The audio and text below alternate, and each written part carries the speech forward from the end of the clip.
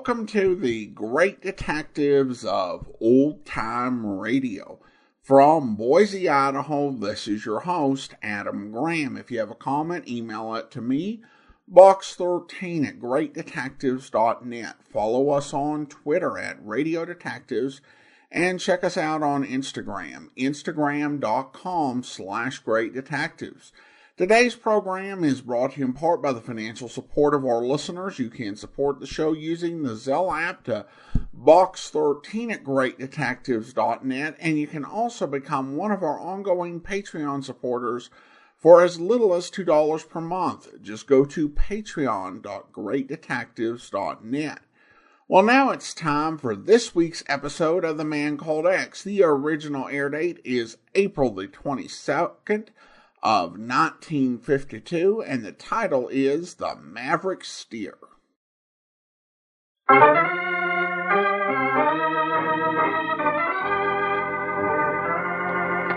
Listen to Herbert Marshall as The Man Called X.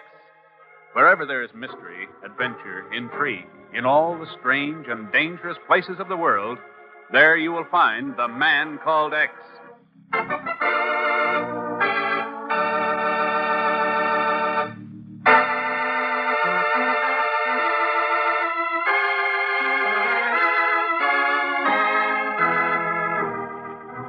It began in Denmark during the Nazi occupation in 1943. Later, Singapore provided one of the links in the chain. And then, a ghost town in Wyoming. But the tragic climax was not reached until a dreaded scourge began in Canada, and the sharp staccato barking of military rifles started a savage and ruthless slaughter.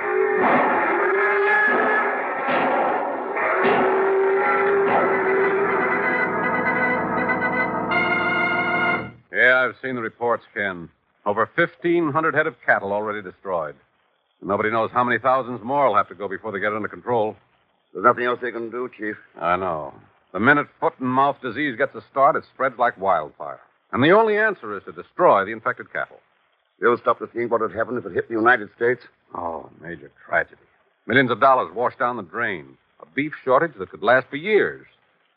But I guess we don't have to worry about that right now. Chief, you ever hear of a ghost town in Wyoming by the name of Morton? Morton? Why, no. Should I have? Better read this wire. Came in from Washington about 10 minutes ago. Department of the Interior reports Hereford steer found dying in Morton, Wyoming. Diagnosis confirmed as foot and mouth disease? Yeah. Ken, how's that possible? They've got it under control in Canada. This town of Morton must be 1,000 miles south of the border. How could the virus have possibly gotten down there? Pretty interesting question, isn't it? You wondering about sabotage? I'm wondering what Dr. Carl Blomquist is doing these days. Blomquist? The Danish scientist? The expert on diseases of cattle? Yeah. He was suspected of collaborating with the Nazis in biological warfare experiments. Sure, but it was never proved. Matter of fact, he's been living in the United States for some years now. That's right. I just checked on him. He's running a small cattle ranch about 15 miles outside of Morton, Wyoming. What's the nearest airport? Cheyenne? Oh, don't bother, Chief. I've already got my ticket.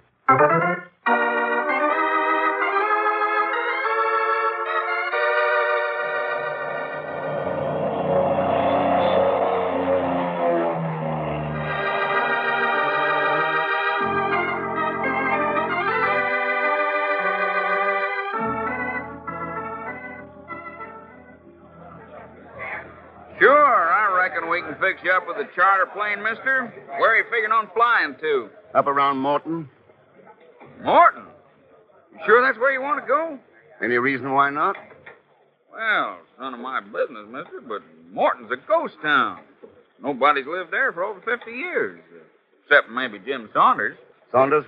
Yeah, that's him out there, gassing up that plane on the parking strip. He lives around there or somewhere close by. And maybe he'll fly you out there. But why not ask him? Yeah, I think I will. Thanks. Sure thing, mister. Glad to help.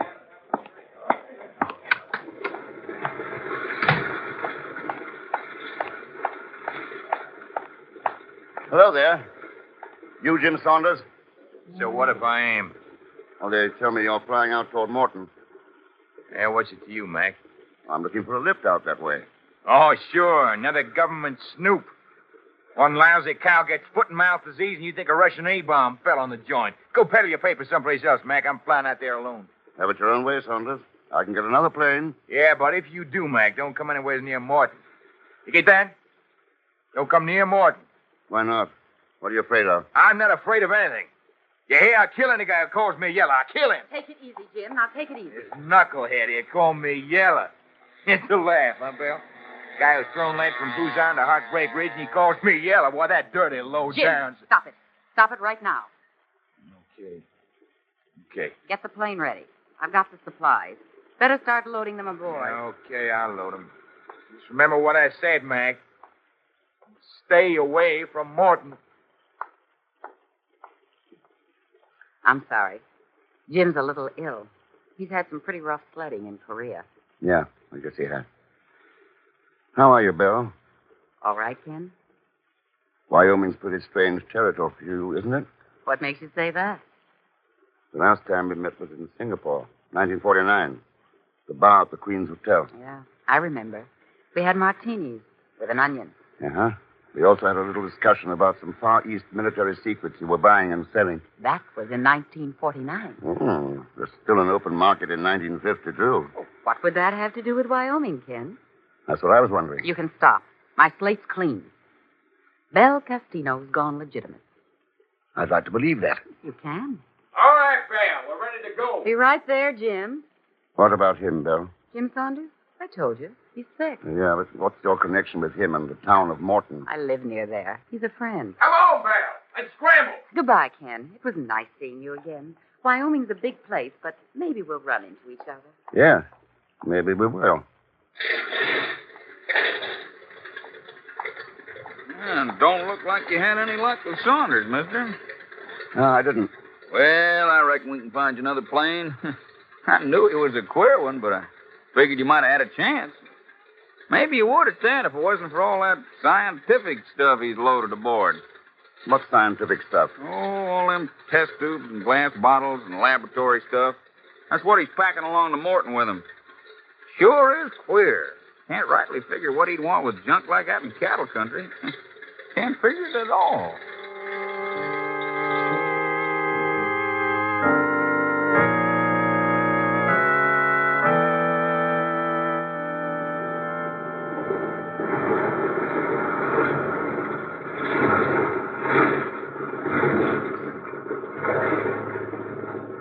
Tower, from NCX327. Request clearance for takeoff. Over. NCX327. Runway's yours. Scramble any time. Now, wait, hold it. This guy just came in here. Hey, you can't do that. Hey, you. Help, Mr. Thurston. This is Megan's announcement. Don't take off yet. Wait for me. Wait for me!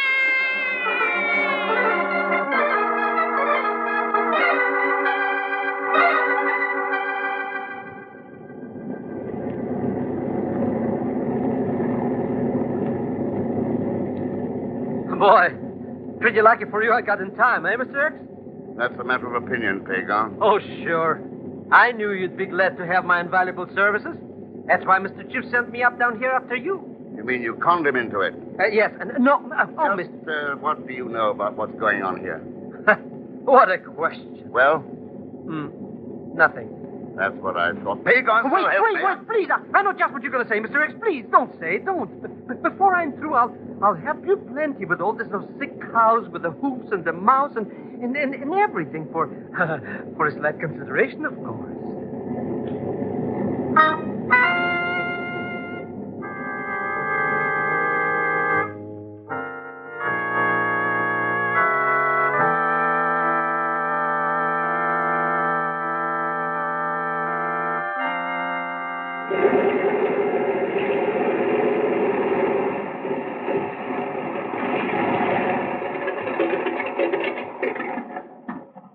Okay, Pagon. End of the line. I don't get it, Mr. X. I thought we were going to that ghost town. What's this place? Dr. Carl Blomquist Ranch. Blomquist? Hey, I remember him. He was a big scientific shot in Denmark or someplace. Always making with experimental stuff. Yeah. So what are we going to see him for? To learn what he can tell us about foot and mouth disease. We are? But, Watch it! That tall grass. Quick. Gotta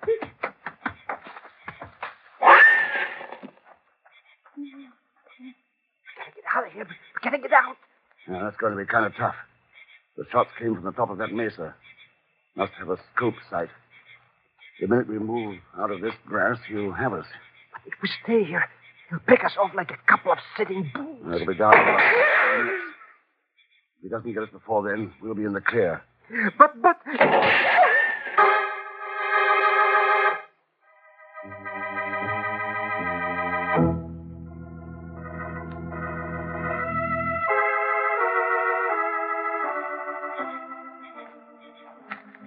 Look, Mr. X, why don't we just get into that airplane and go back to Cheyenne?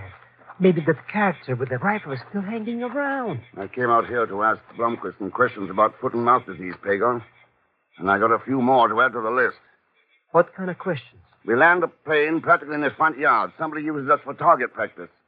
And nobody's come around to see what the fuss is all about. Hey, that's right.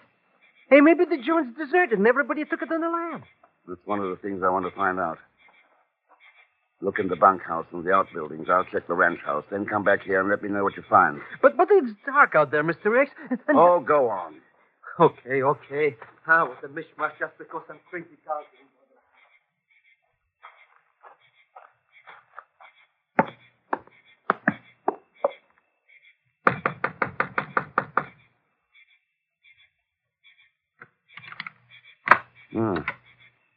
Black as pitch. Ought to be a light around somewhere. You better stop right there. Well, sounds like you've got something to back up that argument. I have. A 30-06, and it's pointed right at your... Oh, wait a minute. You're not Doc Blomquist. That makes only one of us who's surprised. And you wouldn't be if you had a light on. Thanks. Nice rifle you've got there. You always use a scope sight for close work like this? I'll ask the questions, mister. Who are you? My name's Ken Thurston. Thurston, sure. It had to be. Why?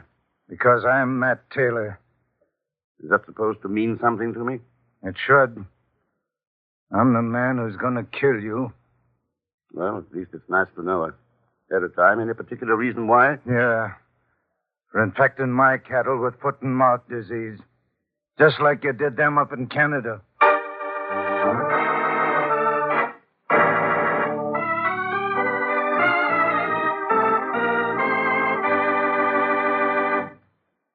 We'll return to the man called X in just a moment. To almost everyone, the response to suffering or distress is the instinctive desire to do something helpful and to do it quickly. Your Red Cross is that same merciful impulse magnified many thousands of times. The Red Cross does roll up its sleeves and go to work for the helpless and wounded. Through the Red Cross, you help the injured and homeless in the desperate hours of emergency, and later in the rebuilding of their lives and homes, you help to provide blood and blood plasma to our civilian hospitals. You are the Red Cross, and through the Red Cross, you assist your neighbors next door or across the nation every day of the year. Answer the call of humanity. Give and give generously through the 1952 Red Cross Fund Appeal. And now Act Two of The Man Called X, starring Herbert Marshall with Leon Belasco as Pagon Zellschmidt.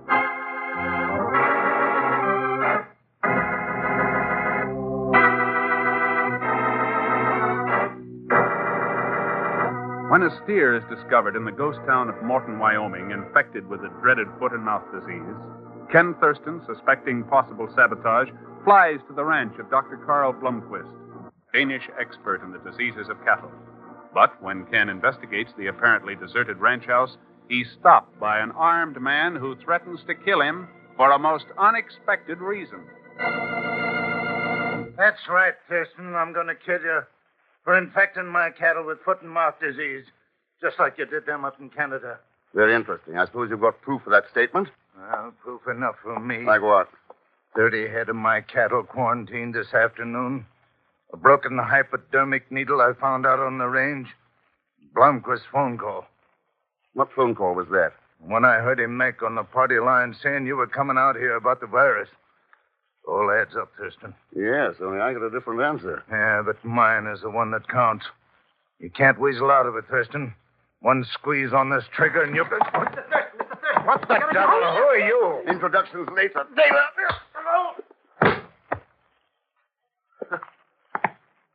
What? Sounds like a Mr. X, huh? Who's the joker with the rifle? That can wait, Pagon. What's bothering you? Me? Why should anything be... Oh, Mr. X. The Dr. Blomquist. What about him? He's out in the barn. Dead. Blood all over.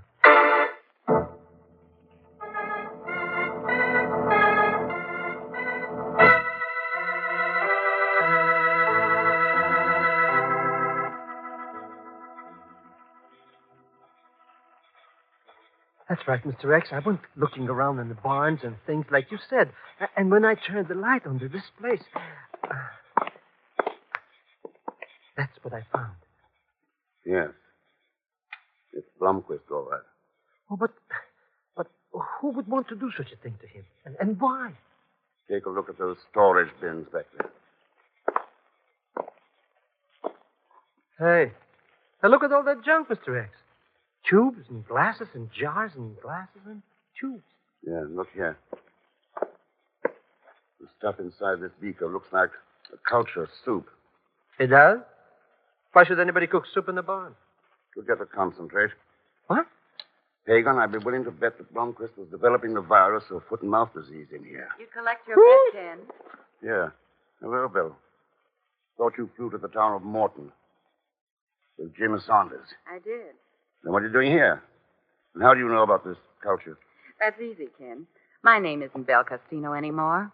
It's Mrs. Carl Blomquist.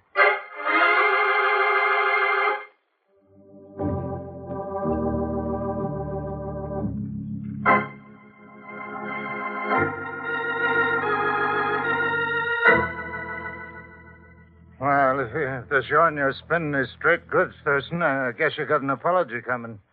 And I deserve that sock on the jaw. Now, let's say you jumped to conclusions a little too fast, Taylor. It sure looks like it, all right.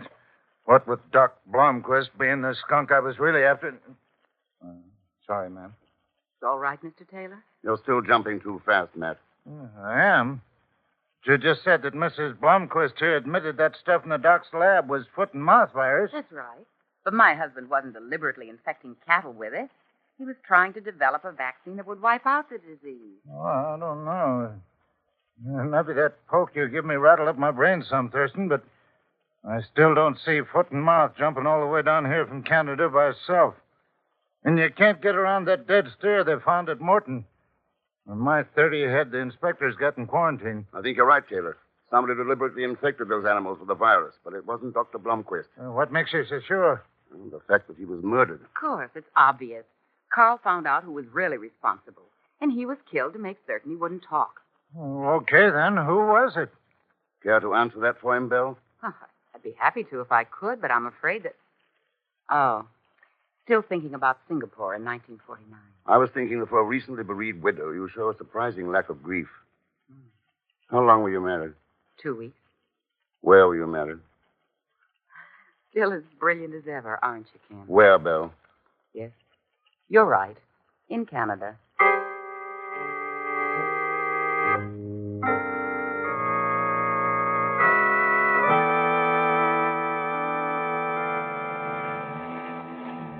I don't get it, Mr. X. You practically put the finger on that luscious lollipop, Belle Costino, and then you borrow this rattle-trump truck from here to go visiting ghost towns. What do you want to learn in this Morton joints anyway? How that steer got foot and mouth disease. Why Jim Saunders wants laboratory equipment in cow country. Who killed Carl Blomquist?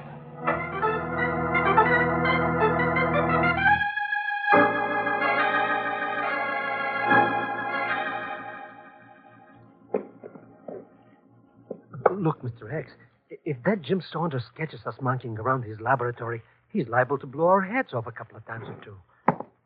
Okay, Pagan, I've seen enough. Let's get out of here. You mean you found out something? Yeah. Why Saunders wanted all that lab equipment. I bet he's cooking up some of that virus soup. No. His interests run more to rocks. What kind of rocks? Oh, you wouldn't know. Carboniferous dolomite. Huh? Hey, there's Saunders' airplane up there. Yeah, that's why he wasn't around when we came calling just now. Believe me, I like it better that way. A bomb, Mr. X. He's starting to drop a bomb. That's no bomb. It's attached to the body of the plane by a cable. But it looks like a bomb. If it's not, what is it? It's a magnetometer. A magno who? Let's get back to the ranch. I've got work to do. You're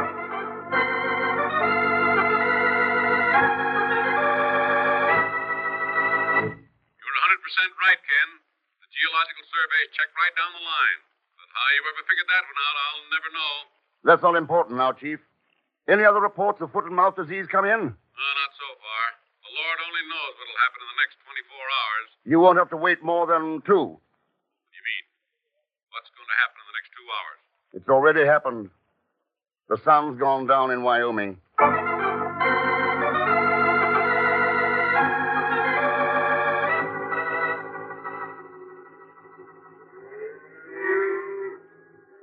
Oh, believe me, Mr. X, this ain't a fit night out even for cows.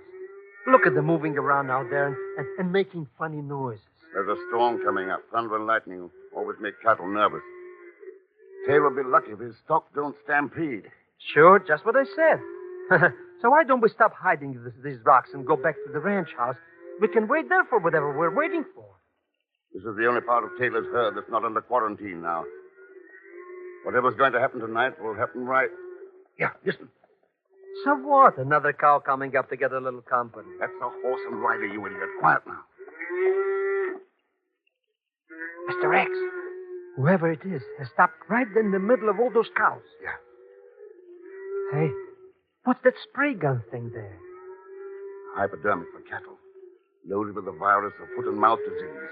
It is, but it's going to be used on those cows. It's going to... All right, hold it. Busted! You're all through, Saunders.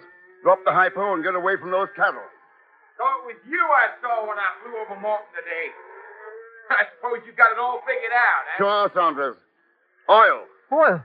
But the foot and mouth and the soup, what's got to do with oil? The dolomite samples and the magnetometer said there was oil under Taylor's ranch. But Saunders wanted it all for himself. Wanted to drive Taylor out. Blomquist and his virus provided the answer. Sure. You hadn't stuck your nose in. There'd be enough infected cattle here by morning to clean off the entire range. There's still gonna be. Don't shoot, Saunders. The cattle will stampede. You won't stop me now. The cattle, Saunders. You've started a stampede. Get over behind these rocks before it's too late. He's trying to run away from them, Mr. X. Yeah. They're on all sides of him. And, oh, look! Look!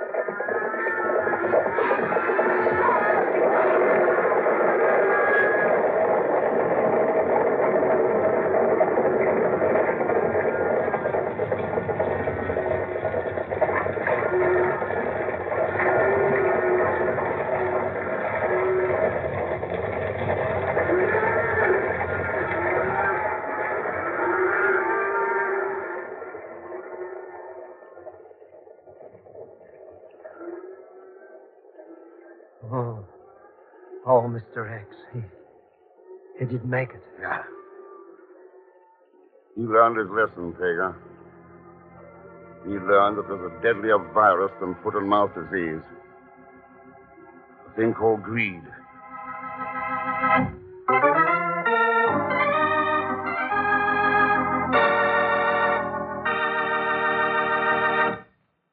And now, here is our star, Mr. Herbert Marshall.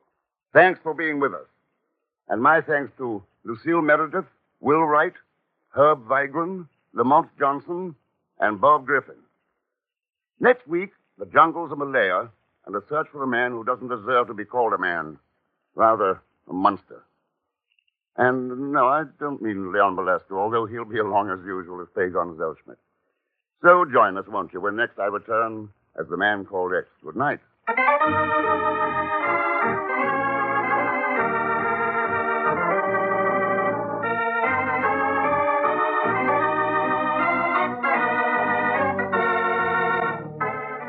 The Man Called X, starring Herbert Marshall, is a J. Richard Kennedy production with music by Milton Charles. The story is written by Sidney Marshall. This program is directed by Jack Johnstone. All characters and incidents on this program are fictitious, and any resemblance to actual characters or incidents is purely coincidental. And now, until next week, same time and station, this is Hal Gibney saying good night for The Man Called X.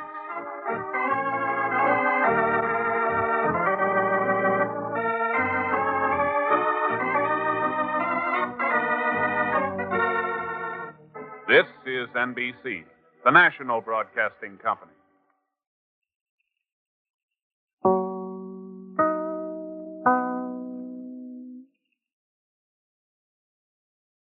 Welcome back. Well, I think that this episode of The Man Called X might be as close as any of the circulating episodes are going to get to Idaho. This particular ghost town is located in Fremont County, which is kind of in the center of Wyoming, as best I can tell. It's probably a good 500-600 miles away from where I live, given that I live on the other side of the state from the Wyoming border. Still, it's good to have The Man Called X in the neighborhood. One thing I do like about The Man Called X is that while it does deal with the Cold War, it's rarely predictable in that they may look at an incident as a potential issue of Soviet involvement, but just as often as not, they will find out that it was just the result of someone's greed. And it's just unfortunate for the criminal that The Man Called X found this something worth investigating. Which I think was some of the venting that we got early in the episode from the man who turned out to be our villain. And that's probably really the key to his annoyance at the way this was being looked at by government men. Because essentially he's like, look, this is not some Russian plot. I'm just poisoning cattle as part of a plot to steal and kill. And you guys are just getting in the way of hardworking Americans trying to make a dishonest living, to borrow a phrase, though, and perhaps to paraphrase, I should say. All right. Listener comments and feedback. And we have this from Andrew, who writes, I fall asleep to your podcast every night. I especially like Mr. X. Thanks for making them available. Well, thank you so much. And then I also have a note from Rob. Rob writes, I listen to your various detective podcasts several times a week. Thanks for the good work. Well, thank you so much, Rob, and appreciate your note. All right, well, now it is time to thank our Patreon supporter of the day. Thank you to Scott, Patreon supporter since June of 2020, currently supporting us at the Detective Sergeant level of $7.14 or more per month. Again, thanks so much for the support, Scott. And that will do it for today. I do want to remind you, if you are enjoying this podcast on YouTube, be sure to like the video, subscribe to the channel, and mark the notification bell. But join us back here next week for another episode of The Man Called X. And coming up tomorrow, we are heading out for some urban adventure with Philo Vance, where... All right, you know what you have to do now, Art? After the fall from the balcony, we stop the camera and we pan into you lying on the floor, right? Yes, go ahead and shoot the scene. I'll be where I'm supposed to be. Okay. Now, Joe, go for it. How do you like that guy, Joyce? I've only been in 70 Western movies. In every one of them, there's a scene like this. I don't think Mr. Haley would tell you anything if he wasn't sure there was a reason. You are a little unreliable, you know, Art. Despite what the kids think of you and those 70 Westerns. Well, I'm with friends. I can see that. All right, cut it out, Art. We want to shoot this scene. All right, you two up on the balcony. You start slugging, you wrestle, and both of you fall over the balcony, right? Right. Got it. All right. Quiet, everybody. Quiet. All right, now. We can pick both of you guys up on the microphone, so make this good and real. All right, let's make this. Sound. Sound's ready. Quiet, everybody. Roll 'em.